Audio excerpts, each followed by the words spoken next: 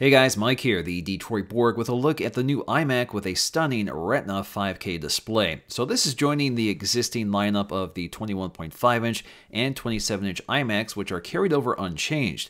Now for the most part, the Retina iMac is identical to the existing non-Retina 27-inch iMac, but adds a 5K display and upgraded internal specs. Now before we get to the specs and what makes this display so stunning, let's get it out of the box so we can take a close look around. Now if you order your iMac from Apple, it ships in a cushioned trapezoidal box identical in shape to the iMac's box. It even opens the same way, folding forward for easy accessibility, so you don't have to strain to pull it out of the box. Now once again, we have that distinctive trapezoidal box, which makes the packaging much more stable for transport. Now the packaging has been updated with the artwork for OS X Yosemite, which just went public last week. Apple also makes this really easy to open once again, so all you have to do is slice the tape and let the front of the box open up, which reveals a styrofoam cocooned iMac. Now tucked in the top is our accessory box containing our wireless Bluetooth keyboard and mouse. First up is the multi-touch Magic Mouse, which is carried over unchanged. Now, of course, if you do a custom order, you could get a Magic Trackpad instead. Now, this comes pre-installed with non-rechargeable batteries, and the first thing we'll need to do here is to switch it on so the mouse is ready to pair to the iMac when it boots up for the first time. Next up is the Bluetooth keyboard, which is very familiar territory here with that aluminum unibody design and the chiclet-style keyboard. Now, on either side, we'll find a power button, as well as the battery compartment, which can be opened with a coin when it's time to replace the batteries. But once again, these come pre-installed with two AA's. We still have all of our familiar Apple keyboard functions at the top, such as controlling screen brightness, mission control, launcher, and media controls. Now below that, we'll find our literature packet, which includes a quick start guide, warranty information, Apple stickers, and an Apple branded microfiber cleaning cloth for that glass display. The quick start guide covers the basic setup and installation information, as well as highlighting some of its major software features on OS X Yosemite. Now it's probably best to do this on the floor instead of on a table like I'm doing here, but you can see our iMac is completely cushioned in styrofoam segments, which makes them easy to take apart. Now behind the packaging, we'll find our detached power cord just kind of hanging around, so we're going to connect this later. Now the next thing I need to do is remove the styrofoam envelope protecting the iMac. Now to free it, just peel the tabs at the back of the iMac, free them from behind the stand, and just pull up. Next up, we have lots of clear plastic covering the glass of the iMac and the user-accessible RAM slots, which are thankfully still here. Next, we can start peeling the plastic off from the sides of the iMac so we can pull this off in one piece. Next up is the plastic covering the pedestal, and as you might have noticed, the hinge is still using a spring to help hold up the heavier 27-inch iMac. Now the chassis of the iMac is again identical to the 27-inch design they debuted back in 2012, so same dimensions and all with that aluminum unibody design. We still have that razor-thin 5mm edge that curves toward the center to create the illusion of a super thin display while giving space for the components inside. The effect is still really attractive here. Now at the bottom, once again, we'll find the chin with the Apple logo. Now like before, the chin houses the air vents and down-facing stereo speaker grills, which in this case are milled into the edge of the bezel, and again, that bezel is also razor thin. I've always really liked these speakers in the 27-inch iMac, and I use them regularly thanks to the deep bass response and clear dynamic range. I'll have a sample later in this video so you can judge for yourself. Now on the top of the display, we'll find a FaceTime HD camera along with an ambient light sensor and LED indicator. We'll also find a pair of dual microphones etched into the metal unibody at the top edge of the display, and just below that on the back side of the iMac. Now behind the iMac on the top, we'll find that glossy black plastic Apple logo that acts as an RF transparent window for Wi-Fi to pass through the metal chassis unaffected.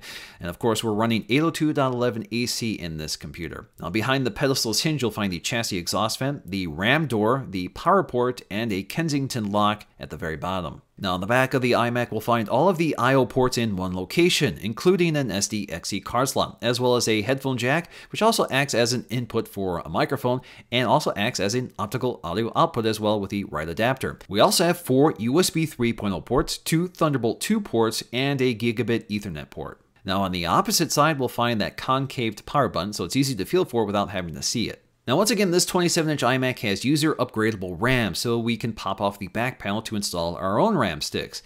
Now concealed in the power port is a button to release that panel. You'll probably need something to push on the button to release it since it's so recessed. Now the panel pops off and is only held on with anti-vibration friction fittings along the side. Now inside that panel, you actually see some instructions on how to remove and install your own RAM. First step is to release the RAM carriage, which pops up when you spread the clips apart. Now I'm removing the existing 4 gig RAM sticks and replacing them with 8 gig sticks. So that'll bring me up to 32 gigs.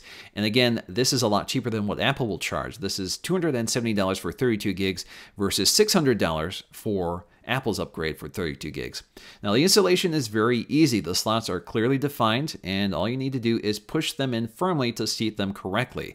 Once you're done with installation, we just need to push the carriage back down and reinstall the back panel. Now if you want to buy your own RAM upgrade kit, I'll post a link in the description below. Now our next step is to connect the power cable so we can power this on for the first time.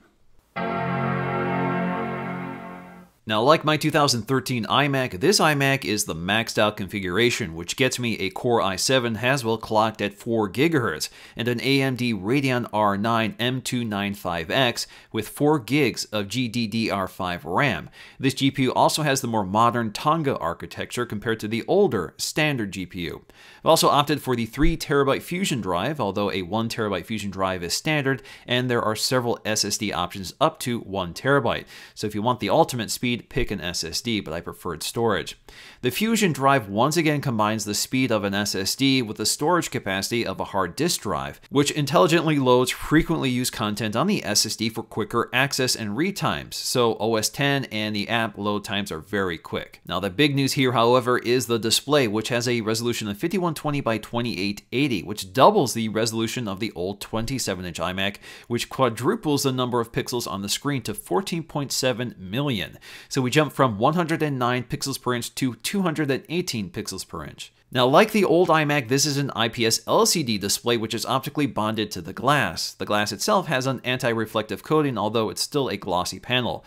The screen seems to be equally as bright and colorful as the non-Retina iMac, but the clarity is simply stunning on the Retina 5K display.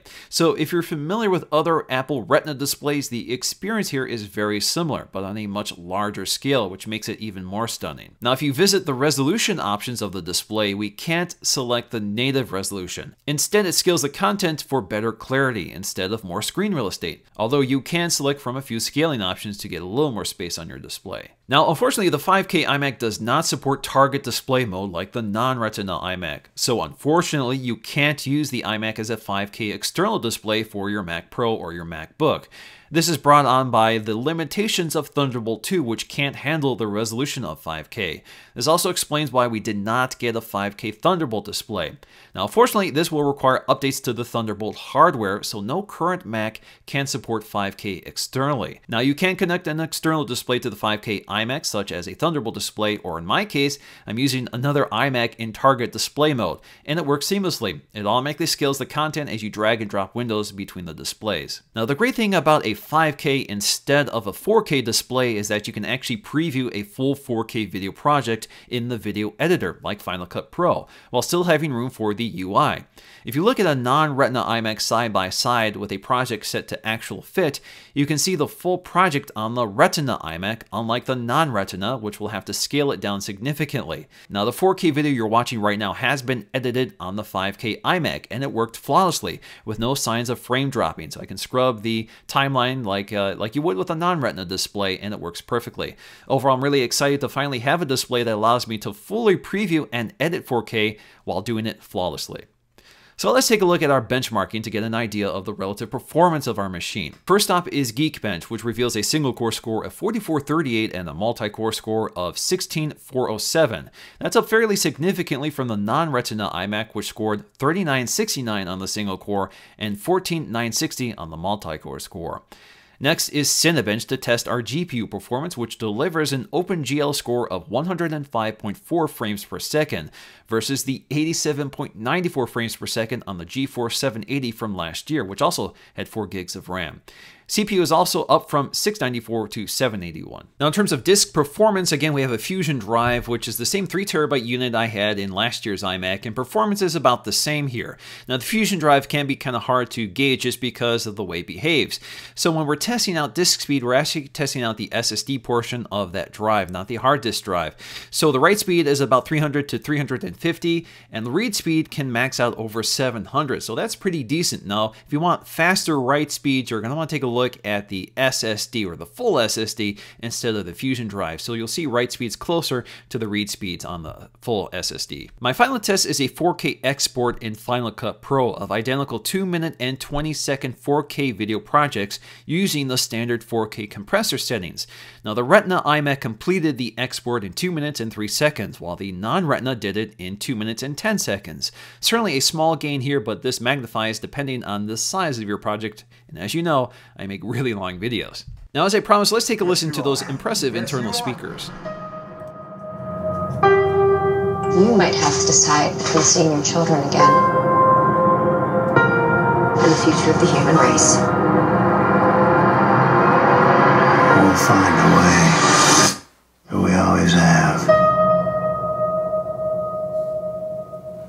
So in the end, this iMac represents a monumental leap for desktop displays, and at a starting price of $24.99, it's a relative bargain on the market when you consider Dell is selling a 5K display for the same price, without a computer attached. And for me, this is the computer I've been waiting for since I began filming and editing in 4K this year. So from the display to the processing power, I'm extremely excited to use this for everything from browsing the web with pin-sharp text and images to editing my huge 4K video projects.